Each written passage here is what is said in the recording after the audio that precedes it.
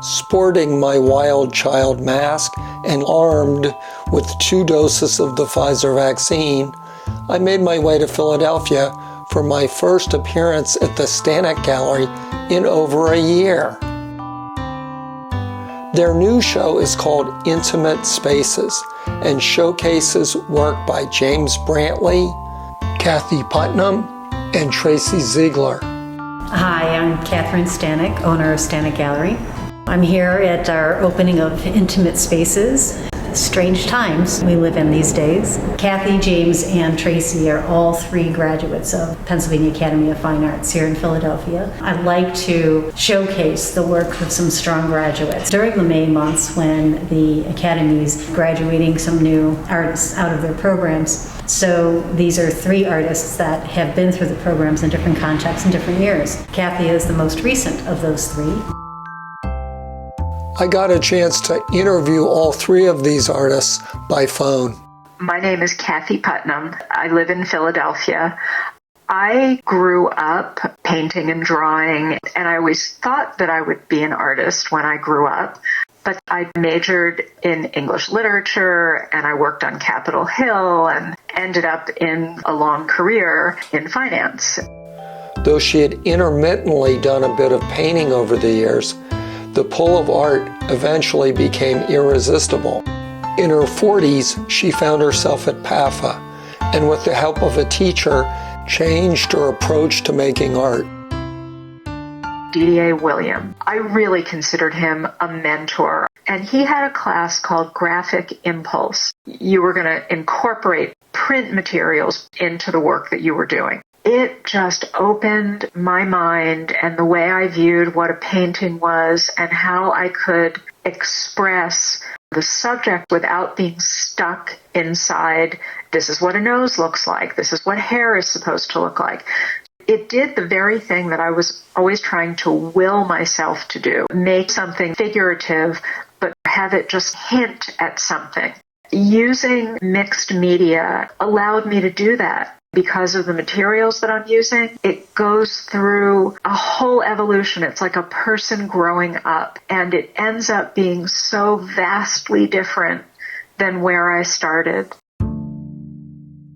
The Jewish village in Poland that Kathy's family emigrated from at the turn of the 20th century was annihilated in the Holocaust.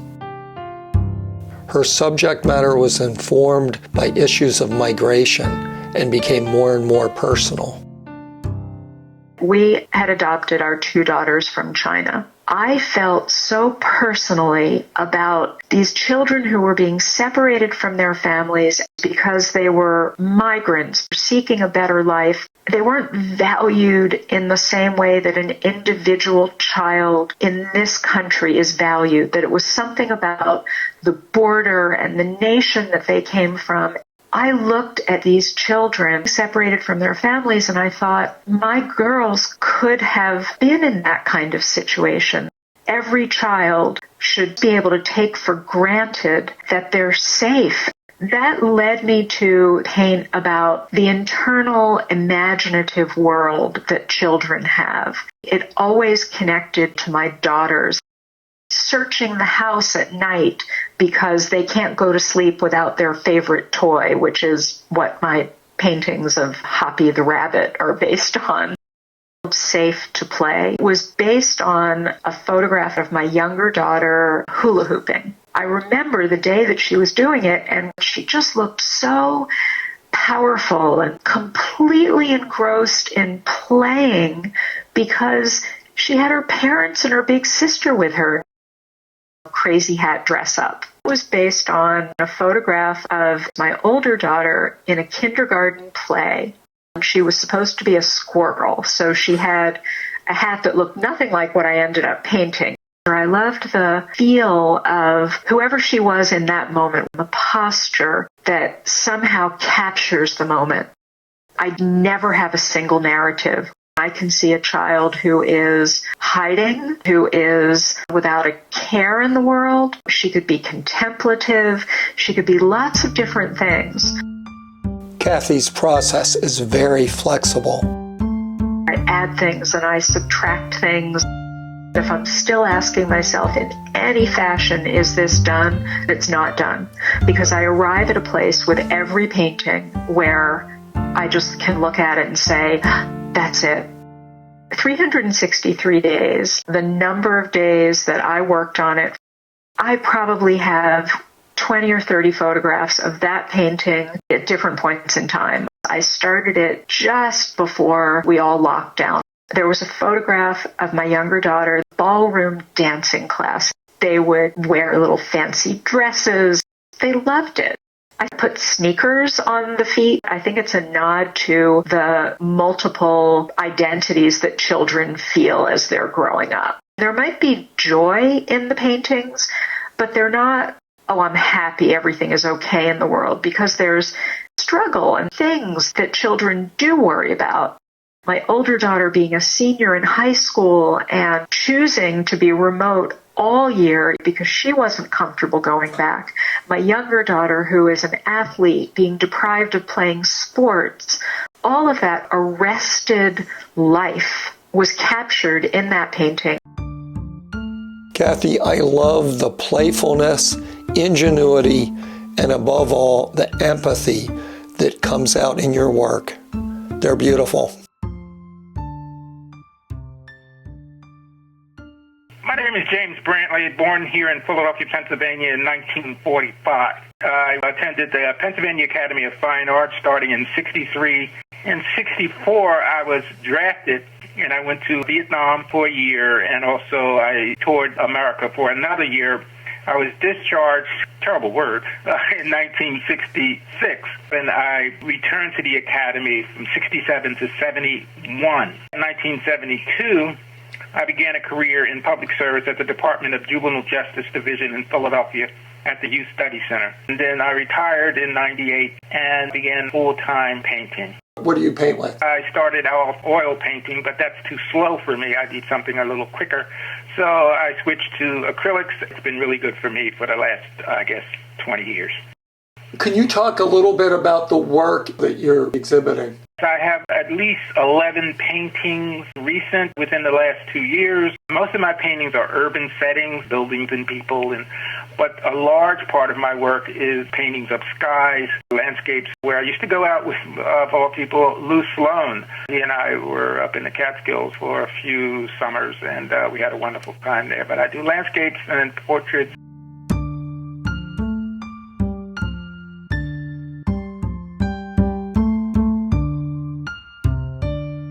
James was at the opening, so I asked him to tell me about the subjects of the portrait he entitled Sisters.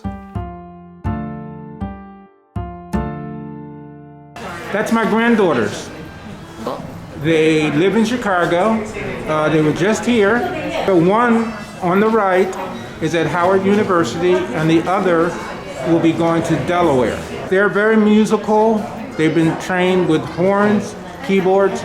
They really love the arts, and they're my heart. Is there a moral or spiritual component to your work? I think most of my work is spiritual, it's conceptual. I like to make marks that make sense in terms of certain universality of having people see it and feel good about what they're looking at. I'm not very confrontational in my work. Sometimes it is political. For instance, there's a painting in the Pennsylvania Academy, a self-portrait of me with a flag, which Andrew White saw, loved it, and gave me first prize in that competition, and that's in their permanent collection soon after I came back from Vietnam. The painting Jimmy's, what's going on there? Jimmy's was a pool hall that I used to go to on Broad Street. It had a profound effect on me in terms of how I relax, and it's an enjoyable game. It's very cerebral, and I enjoy the geometry of looking at the table and seeing different possibilities of making a shot. You didn't do it for money, though, right? Oh, no. I never gambled. I would be in environments where gambling was the main thing, but no, I never did that. I did it only for pure enjoyment. People would ask me, why do you paint? I say to them all the time, I paint because I enjoy it. I've done it most of my adult life, and I'll probably do it the rest. The celebration paintings, can you talk about them, and are they related to the pandemic? It's basically a painting about people enjoying themselves and celebrating the event, whatever it is. It's not complicated. something I try to do every day, celebrate life. I wake up in the morning and I get 2 gifts right away. I open my eyes and there they are, 2 gifts. When I open my eyes, I realize it's not the best that it's going to be that day. The best is yet to come. Wow, that's a pretty good attitude. Yeah, I really like living. How about Ursula? She's a poet, a singer, and I dedicated this painting to her. Very inspiring artist. Is music part of your life? I still play vinyl 33 and third RPMs in my studio, and I like all kinds of music, classical, country, and rap. But jazz is my go-to music, especially Miles Davis, John Coltrane. I met Miles Davis once here in Philadelphia. He shook my hand and said to me, "Good luck, I heard you were a painter." And I said, "Yeah, Miles, you're a painter too, aren't you?" And he also dabbled in the arts. And I was thinking as I was saying that, I'm glad you have that horn. Next question. The difficulties of the pandemic. Real true artists have been involved in pandemics their entire creative life because of the way they separate themselves normally. What we do is nonverbal. Painters do need isolation, and that's one of the attributes of being locked down is that it's no different. There's certain social things that I miss, but I've noticed hardly any difference in terms of that line, that special line. I keep saying to artists, keep hitting that nail. Always hit that nail. It will drive you to something wonderful if you keep focused on the moment. And I try to do that in my work.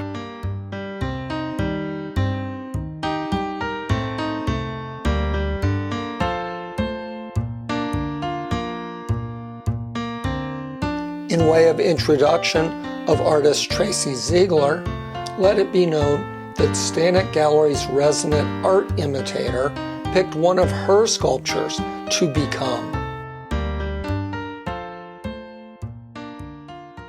I'm Tracy Ziegler, an artist who lives in Newfield, New York, outside Ithaca, upstate New York, on 85 acres with my husband, artist Gary Weissman. I went to the Pennsylvania Academy majoring in printmaking. And then I continued doing that for a number of years. Then I started to change my medium. At first, I introduced more painting, and then I got into sculpture. Some of it is going to be at the show at Stanek Gallery. Also have paintings there, too. Can you talk about the pieces that are in the Intimate Spaces show? The animal imagery came out of working with and teaching prisoners. Animals were a great source of storytelling. They have been telling our stories for thousands of years.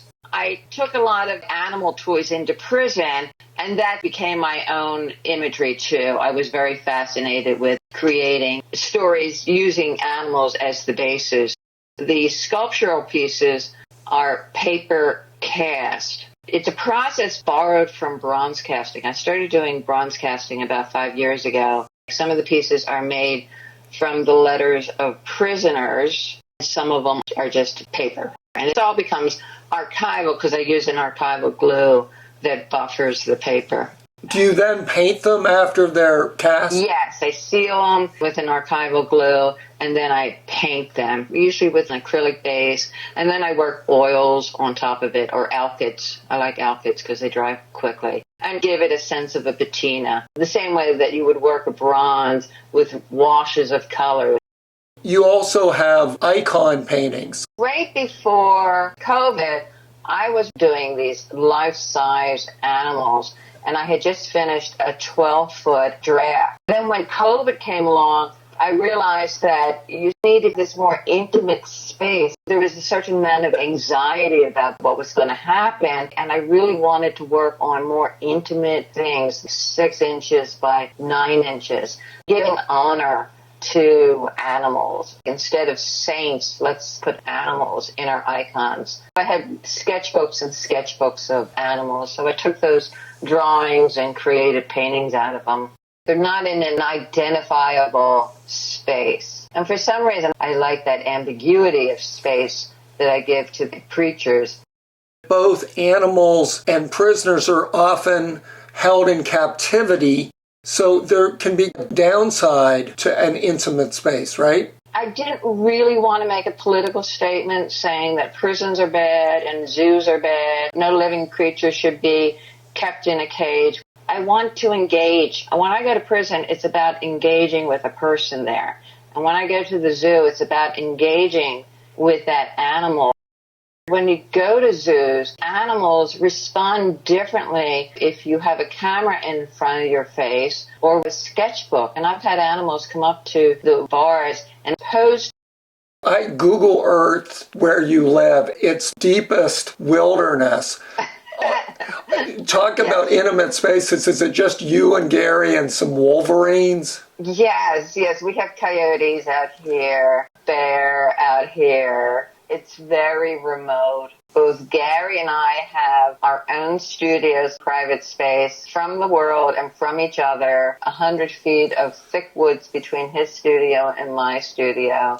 I was watching The Crown. Philip's in their chapel, and I'm like, oh, I wish I had a chapel. And Gary says to me, you have a chapel. You have this incredible studio. And I have a beautiful, beautiful studio. It is my chapel. Do you think that art can make a positive difference in the world? Oh my God, yes. Tracy, thank you very much, and good luck. You're welcome.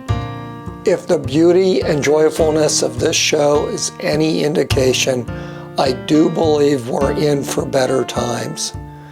Thank you, Kathy, Tracy, and James, for lifting our spirits.